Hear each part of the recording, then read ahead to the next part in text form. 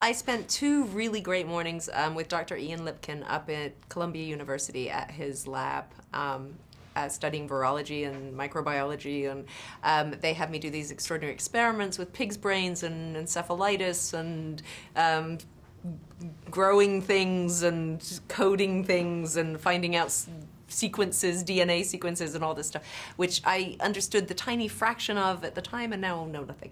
But that was really amazing. And then Ian was also around when we were filming, so I actually didn't come up with anything I said. They very much gave it to me, and it's all absolutely what would be said in the situations that character was in if she was dealing with that information. So.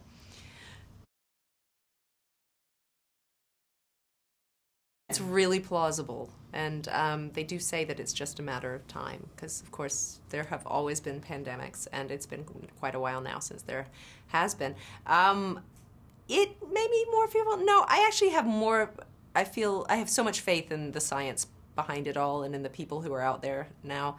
So I feel pretty safe. I worry about our farming methods and things like that I think make all of this more likely, and the use of antibiotics in factory farming and all that. I think that scares me.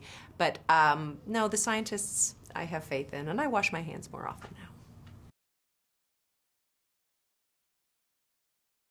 It was wonderful working with him. I mean, he's iconic in several ways, and to be able to just sit next to somebody in between shots and hear them tell stories about Apocalypse Now was absolutely extraordinary and really cool. And he's wonderful. And he's a gentleman, and a very unaffected one.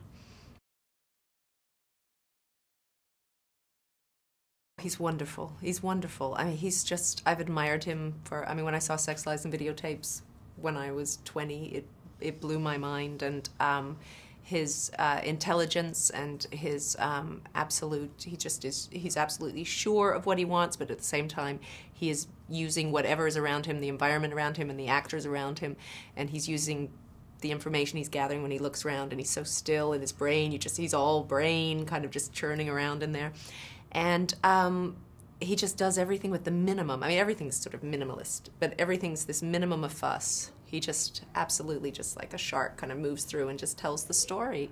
And he was there on a wheelchair. There's a shot where my character's walking to see somebody in a hospital, and he was there with the camera crouched on top of a wheelchair, you know, and there's no show about it. Like sometimes you might work with somebody who would kind of, for him it's just, that's the most practical way.